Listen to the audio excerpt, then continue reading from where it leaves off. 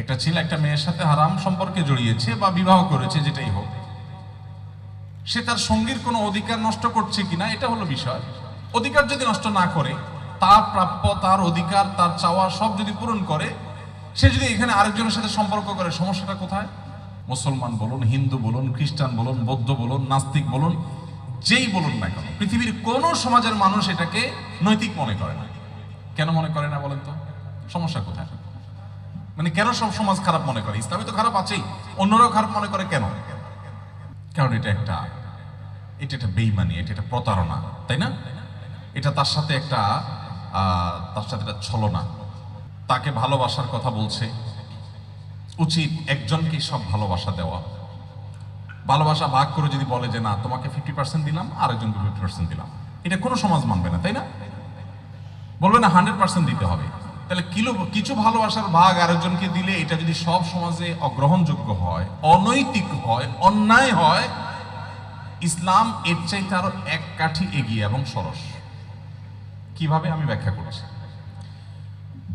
পৃথিবীর কোন সমাজে কিন্তু এটা বলবে না বিবাহের আগে কোন সম্পর্কে জড়ানো বা কোনো মেয়ের সাথে রিলেশনের আগে আরেকজনের সাথে জড়ানো এটা অন্যায়। এটা কি কোনো সমাজ বলে? আমি কি বোঝাতে পারিনি বিষয়টা? কোন মেয়ের সাথে আপনার বিয়ে হচ্ছে অথবা হারাম রিলেশন হয়েছে, যেটাই হোক, আগে কারোর সাথে ছিল, এখন নাই, এখন একজনকে আপনি আপনার জীবন সঙ্গী হিসেবে নির্বাচন করেছেন, তাকে সব ভালোবাসা দিচ্ছেন, আর কারোর সাথে আপনার সম্পর্ক নেই। এই যে আগে কারোর সাথে খারাপ সম্পর্ক ছিল বা অবৈধ সম্পর্ক ছিল বা আগে আপনার লাইফ পার্টনার কেউ ছিল, এটাকে সমাজের সাধারণত মুসলমানরা ছাড়া অন্য কেউ এটাকে দোষের কিছু মনে করে না। ইসলাম কি বলে?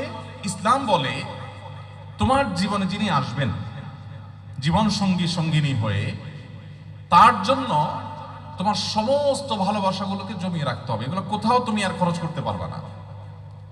অর্থাৎ অন্যরা একসাথে একাধিক সম্পর্ককে খারাপ মনে করে, আর ইসলাম আপনার যে জীবন সঙ্গী আসবে আপনার জীবনে, তার জন্য আপনার পুরো জীবনকে, পুরো চরিত্রকে সংরক্ষণ করে সেভ করে রাখতে বলে যে সকল ভালোবাসাগুলো তুমি তাকে উজাড় করে দিবে, এগুলো অজায়গায় খুঁজে খরচ করবে না। যদি করো তাহলে সেটা অনৈতিক।